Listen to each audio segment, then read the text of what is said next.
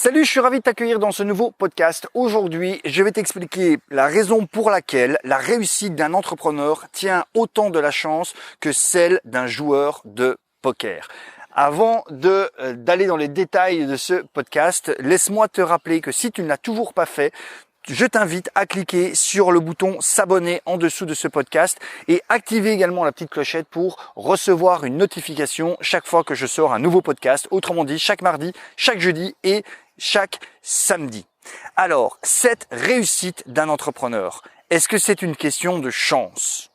Et j'avais envie pour cela de faire le lien, de faire le parallèle avec la réussite d'un joueur de poker. Parce que c'est vrai que quand on regarde le poker, en tout cas quand on n'est pas fort initié, on va dire, à l'art du poker, on pourrait considérer que c'est un jeu qui est un jeu de hasard, entre guillemets, dans le sens que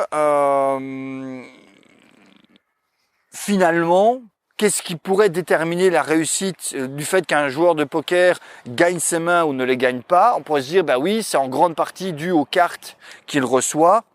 Et puis avec un petit peu coup de bluff, donc c'est-à-dire le coup de bluff, c'est un petit peu le propre, on va dire, du coup de chance. Bon, et on pourrait donc se dire que la réussite d'un joueur de poker, ce qui fait qu'un joueur de poker gagne énormément d'argent par rapport à un joueur de poker qui n'en gagne pas, on pourrait se dire que c'est dû à la chance.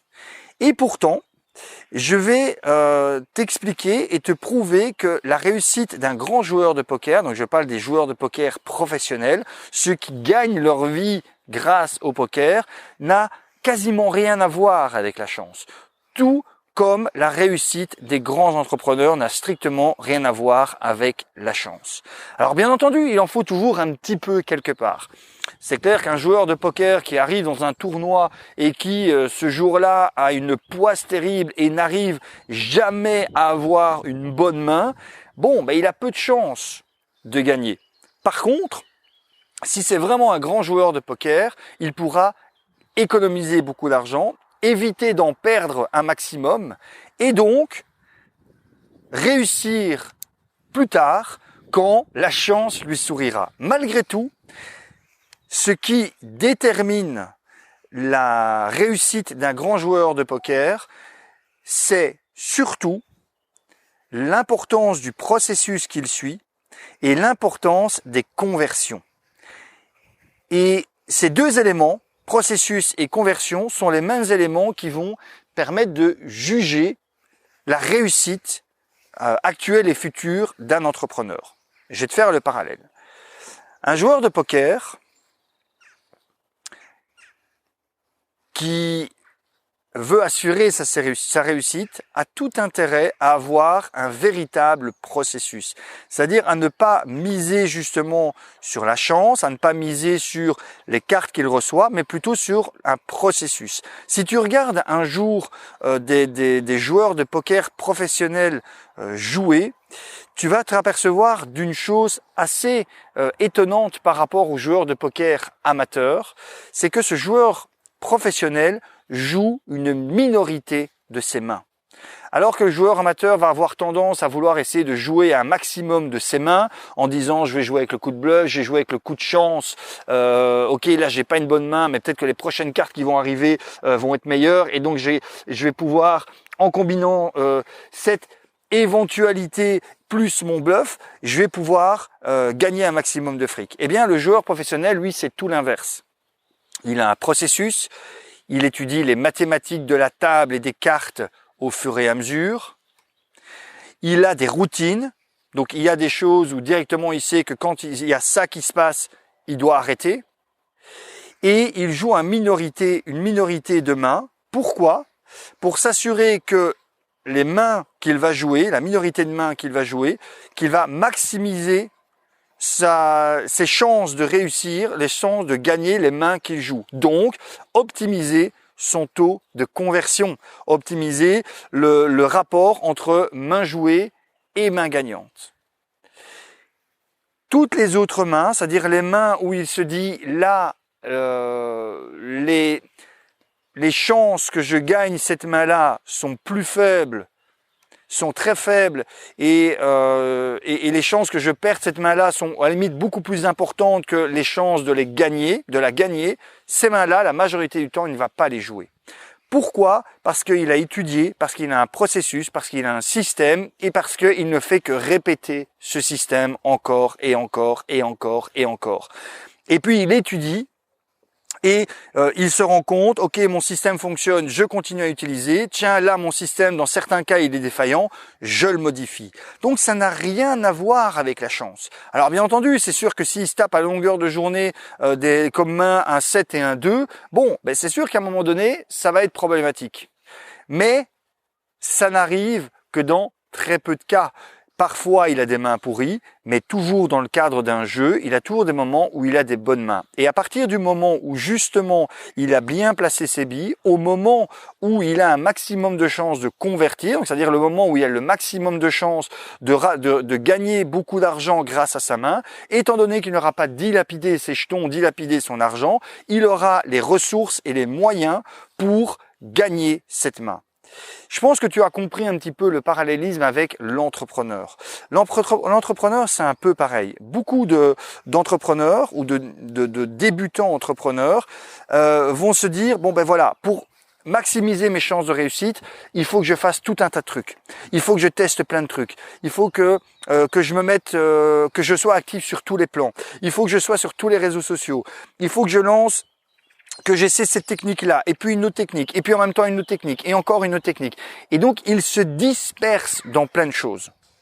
Et puis finalement, il s'épuise, et peut-être que parmi toutes ces techniques, il y en a une qui effectivement allait pouvoir être la main gagnante, la technique allait pouvoir leur permettre justement de gagner un max de fric. Le problème, c'est que ils se sont tellement dispersés en termes de temps, d'énergie, peut-être même aussi d'argent, dans plein de choses différentes, c'est que au moment où vient cette main potentiellement gagnante, ben, ils n'ont peut-être plus de ressources. Ils n'ont peut-être plus assez d'argent pour investir là-dedans. Ils n'ont peut-être plus la motivation nécessaire. Ils n'ont peut-être plus l'énergie nécessaire.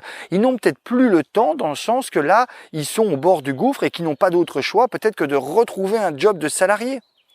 Alors que si justement ils avaient pris le temps d'étudier, de décider d'un processus et de suivre ce processus sans être tenté de dire « Ah mais merde, là ça fait quand même un petit temps que j'obtiens rien, je serais quand même tenté de dévier de mon processus et dire « Allez tiens, je vais essayer un petit peu de dropshipping, allez pour voir ».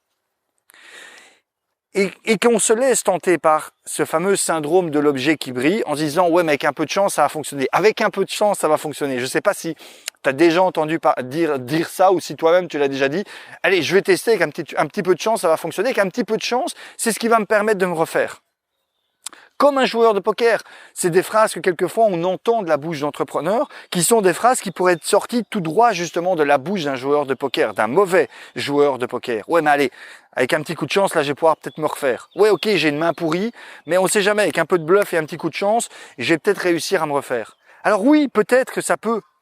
D'accord? Peut-être que ça peut, mais alors à ce moment-là, c'est miser la réussite de ton business sur la chance. C'est comme vouloir dire, moi, pour devenir riche, je vais miser sur le fait que toutes les semaines, je joue au loto et que toutes les semaines, je joue à l'euro-million et qu'avec un peu de chance, je vais gagner. On ne peut pas faire ça. Un vrai entrepreneur ne peut pas miser sa réussite sur la chance. Il doit miser sa réussite sur développer un processus en béton armé, focaliser sur ce processus, l'appliquer encore et encore et encore et encore. Bien entendu, pas l'appliquer de façon bête et méchante, c'est-à-dire en ayant toujours à un moment donné une phase de recul, une phase d'étude de ce processus, peut-être une phase justement où on va peut-être se rendre compte, ah ben tiens, là il y a une ou deux petites choses qui sont à retravailler et on retravaille ce processus. Et grâce à ce processus, avoir un taux de conversion qui soit le plus souvent gagnant, c'est-à-dire de savoir que à partir du moment où je vais suivre ce processus, les mathématiques de mon processus me permettent d'être gagnant. C'est ce que j'avais par exemple expliqué dans un webinaire que j'ai organisé il y a un petit temps et que je vais certainement refaire à un autre moment. Ce fameux webinaire où j'expliquais comment j'ai converti 343 € de publicité sur Facebook en 12 000 € cash sur mon compte bancaire. Est-ce qu'il y a de la chance là-dedans? Peut-être en partie, mais c'est minime. En fait, la seule chose, c'est que j'ai suivi un processus. Un processus qui mathématiquement, qui mathématiquement parlant me donnait gagnant. Ok, ce processus me donnait gagnant. Après, j'aurais pu, et ça m'arrive parfois, me retrouver dans une situation où ce jour-là, j'aurais pas été gagnant. Mais ce que je sais, c'est que ce processus-là, que j'ai appliqué, que j'explique dans ce webinaire, que ce processus-là, mathématiquement, je sors gagnant. Ça veut dire que la majorité du temps, si je suis scrupuleusement ce processus, je sais que mes conversions vont être telles que je vais sortir gagnant. Parfois, ce processus va m'amener une perte. Tout comme parfois, le joueur de poker qui se dit, là j'ai une paire de rois dans la main, j'ai toutes les chances de gagner. Mathématiquement, il a peut-être toutes les chances de gagner, mais il se peut qu'il y ait en face quelqu'un qui a une paire d'as. Statistiquement, c'est très peu probable.